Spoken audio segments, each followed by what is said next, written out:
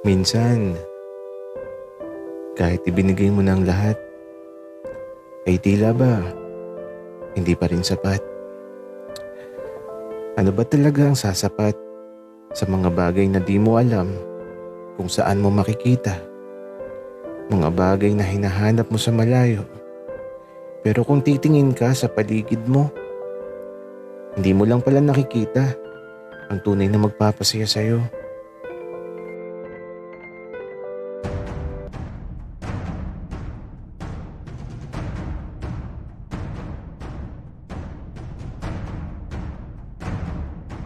Kaibigan, huwag mong kalimutan mag-subscribe sa aming channel at huwag din kalimutan i-click ang notification bell at subscribe button. Subscribe na!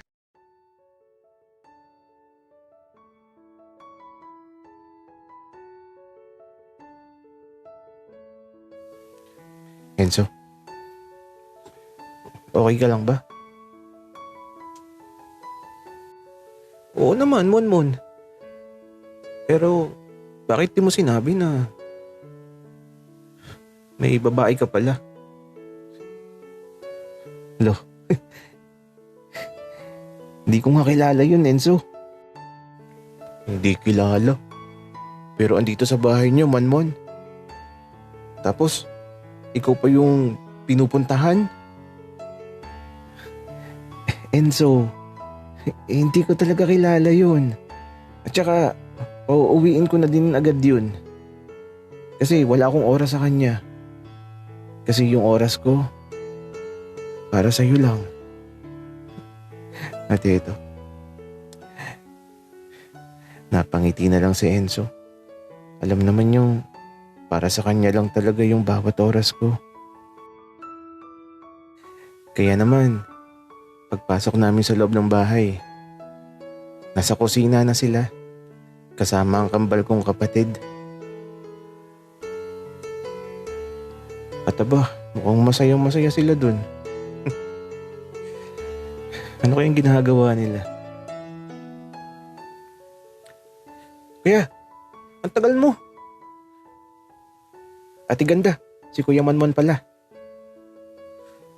At ito, mula sa upuan dito sa may kusina, tumayo ang babae at eto, ngumiti siya at nakipagkamay sa akin.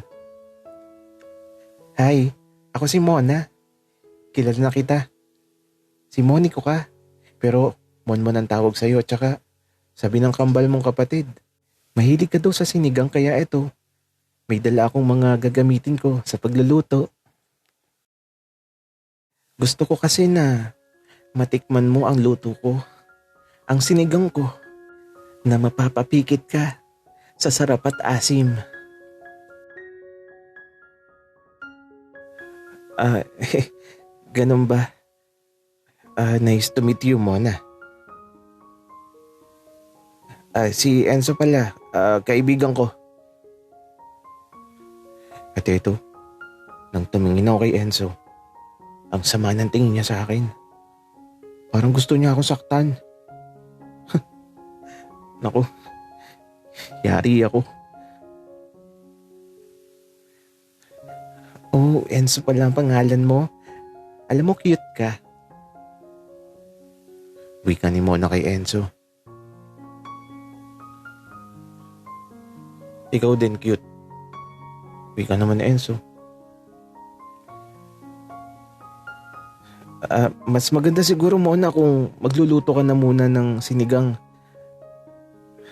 Maiwan ka na muna namin. Sige Mon. Tatawagin na lang kita kapag pwede mo nang tikman ng sinigang kong mapapapikit ka sa asim at sarap. Ah, sige Mona. Kaya ito, iniwan na muna namin sila doon sa bahay. At si Enzo naman, habang pabalik kami sa duyan, nananakit siya. Sinusuntok ba naman yung braso ko? Pero, mahina lang naman. Enzo, Huwag ka nga magselos. Ewan ko sa'yo, Monmon.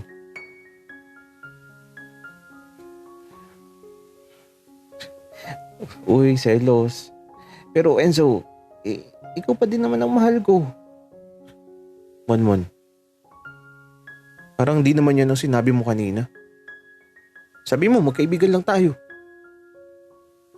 Enzo, huwag ka na magtampo. Siyempre, baka magulat si Mona. Baka di na magluto yun. Oh, tingnan mo, Monmon. Gusto mo talagang matikman yung sinigang ni Mona? Enzo, di naman ako mahilig sa sinigang. Alam mo kung sino ang mahilig sa sinigang. Si Junjun at Bembem. Sila yung mahilig doon. Kaya nga kanina ngiting tagumpay sila. Ah, ganun ba? Pasaway talaga yung mga kapatid mo. Pero, nainis pa din ako. Enzo, huwag kang maarte dyan. Baka anuhin ko. Monmon, anong anuhin? Ano gagawin mo sa akin? Wala. Pika ako. Ewan ko sa'yo, Monmon. Pero, kung may plano ka masama sa akin, kahit di mo ako lasingin, hindi ako manlalaban. Uy, Enzo, kalmahan mo. Kasal muna. Tara na.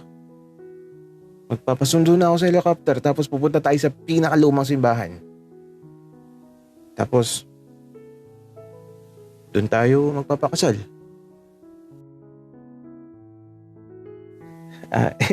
Enzo, kalmahan mo lang. Pero, kapag kasal na tayo, magagawa mo na lahat ng gusto mong gawin. Kahit ano. Promise.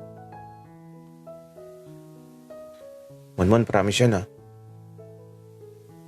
Pero bukas, tara, masyal. Sama natin ang kambal at ang nanay mo. Naku, Enzo, si nanay. Hindi mahilig mamasyal yun. At mapapagod lang daw siya. Pero yung kambal, kahit saan mo dalahin. Gina G. Okay.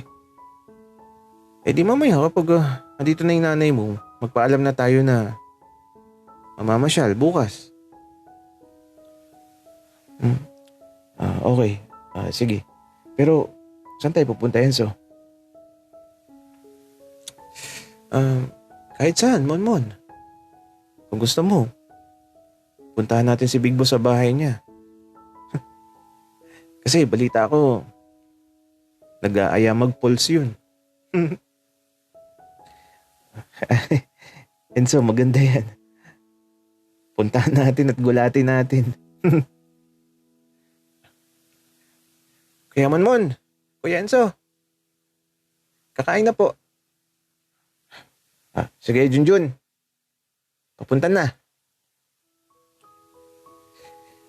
Enzo, tara na. Sige. Para matikman na yung sinigang na yan. Kung masarap pa talaga.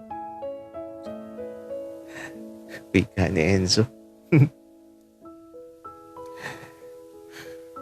Tiba-tiba na naman ang kambal.